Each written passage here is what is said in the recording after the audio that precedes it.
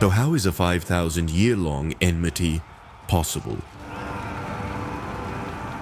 If, like the Israelites, you have a habit of recording everything, even your own lies, it is entirely possible for all your hostilities to remain alive. These archives have been read over and over again by each new generation to ensure that societal goals and hatred remain alive even after 5,000 years. So, I will try to explain the historical roots of the conflict between the Israelites and the peoples of Palestine and Lebanon.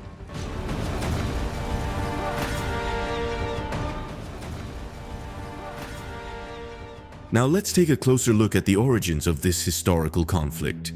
To do so, we need to examine the Canaanite people from the time of Moses and their descendants up to the present day. The negative interactions between the Israelites and the people of Palestine and Lebanon date back to the time of Pharaoh. After the Israelites left Egypt, they headed for the land of Canaan, and it was there that Prophet Moses addressed his people.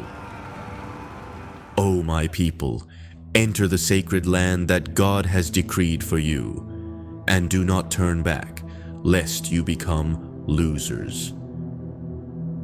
However, the Israelites responded unexpectedly.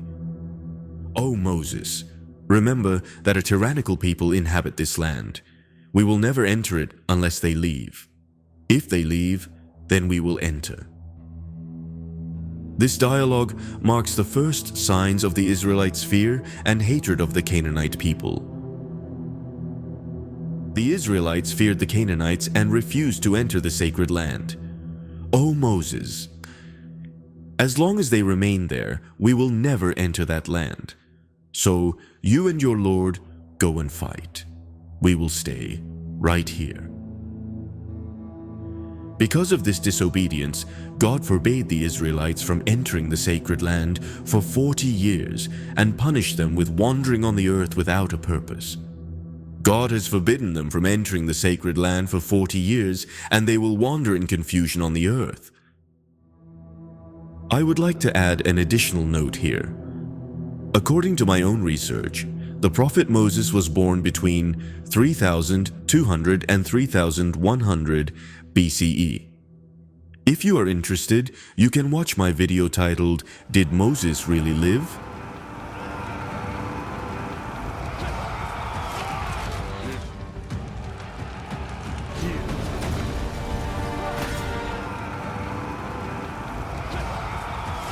The land referred to as Canaan covered a vast region, including present-day Israel, Palestine, Jerusalem, Lebanon, Jordan, and southern Syria. The Canaanites lived in this region, organized into small city-states. Jewish sources trace the Canaanite lineage to an incident described in Genesis 19:30-38, in which Prophet Lot's daughters engaged in an incestuous act with their father while he was drunk.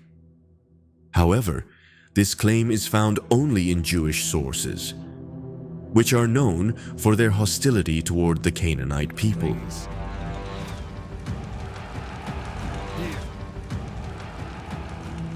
Please, let us remember, the Israelites referred to the Canaanites as a tyrannical people in Surah Al-Ma'idah 5:22.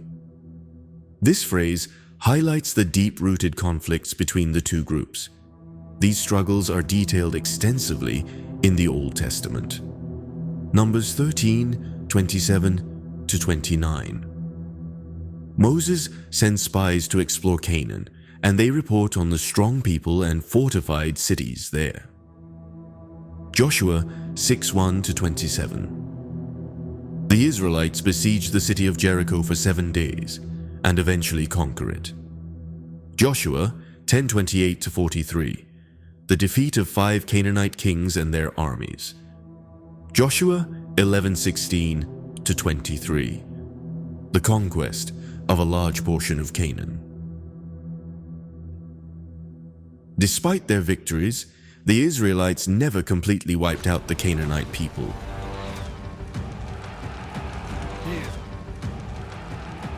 The Canaanites are considered the ancestors of the Phoenician civilization. The Phoenicians lived in what is now Lebanon and made significant contributions in navigation, trade, and the development of the alphabet.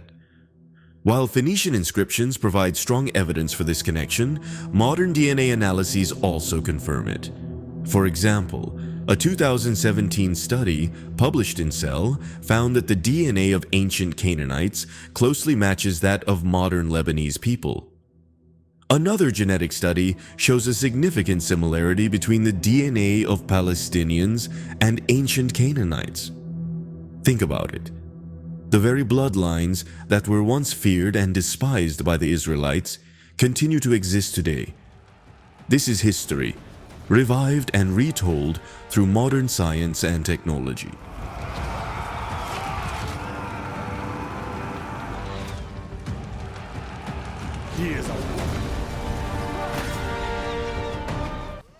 Even today, the historical hatred of the Israelites toward the Canaanites continues through the Palestinian and Lebanese peoples.